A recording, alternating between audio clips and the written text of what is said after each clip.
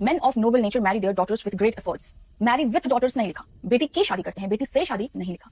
अंग्रेजी नहीं आती तो गूगल ट्रांसलेशन यूज करो। अरे एक मिनट आंटी, ये क्या लिखा है? अपनी बेटियों से शादी करो और उनसे बच्चे पैदा करो, प्रोड्यूस चिल्ड्रंस फ्रॉम देम। इस लाइन को ट्रांसलेट करने में शर्म आ रही थी क्या आंटी तुम्हें? मतलब आंटी ने फर्स्ट और लास्ट का पार्ट ट्रांसलेट कर दिया, लेकिन जो मेन पार्ट था, बिल्कुल बीच का पार्ट, उसको आंटी खा गई, जिसमें सबसे मेन बात लिखी थी। या यूं कह लो कि आंटी को इस बात को डिफेंड करने में शर्म आ रही थी। आंटी फॉलो क्यों करती हो ऐसी चीज को जिसको तुम डिफेंड ना कर पाओ? और इन गिनती की 3.5 लाइनों को ट्रांसलेट करने के लिए आंटी को गूगल ट्रांसलेटर की जरूरत पड़ गई। बेचारी आंटी आधा मंत्र दिखा के बचना चाह रही थी, लेकिन आंटी पकड़ी गई। तो मैं बता दूं कि आंटी की रिलीजन में ऐसी प्रैक्टिसेस कॉमन रही हैं जहां अनमैरिड कुंवारी बेटियां अपने बाप से प्रेग्नेंट हो जाती हैं, जिसके बारे में डॉक्टर बी आर अम्बेडकर ने भी अपनी बुक में बताया है। डॉक्टर बी आर अम्बेडकर सनातन धर्म के देवी देवताओं के बारे में ही बात करते हुए आगे लिखते हैं कि इनके यहाँ एक बाप की बेटियों से शादी होना बहुत कॉमन है। अगर कोई कुंवारी लड़की अपने बाप से प्रेग्नेंट हो जाती है, फिर उससे जो पुत्र पैदा होता है, उस पुत्र को बोला जाता है कैनिन सन, जिसके बारे में मनुस्मृति में भी बताया गया है। और ऐसे लड़कों के पिता उनके नाना होते हैं।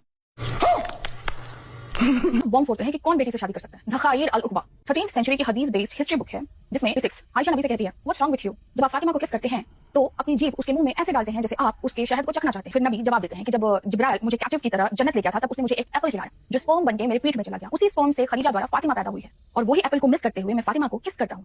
आंटी ने शुरुआत में कहा ये बुक हदीस बेस्ड है। अब आंटी मुझे ये बता दो, ये जो सारी कहानी तुमने पढ़ के बताई है, इसकी हदीस कहाँ है? भाई ये सारी बातें भी हदीस से साबित करो ना। Millions of books Islamic scholars ने लिखी हैं ओवर द सेंचुरीज। इसका मतलब ये नहीं हुआ कि हर किसी बुक में ऑथेंटिक ही लिखा है। ऐसी लाखों बुक्स हैं जिनमें बिना हदीस मेंशन करे बातें लिखी हुई हैं, जैसे कि ये बुक जो आंटी दिखा रही है। क्योंकि अल तबरी की लिखी हुई इस बुक को जब मैंने क्रॉस चेक करा, तब मैंने पाया कि अल तबरी ने अपनी इन बातों का कोई भी रेफरेंस नहीं दिया है। और ऐसी बहुत सी हदीसें और रिवायतें हैं जो बिना रेफरेंस के लिखी गई हैं, जिनको ज़ईफ मौजू यानी फैब्रिकेटेड कहा गया है।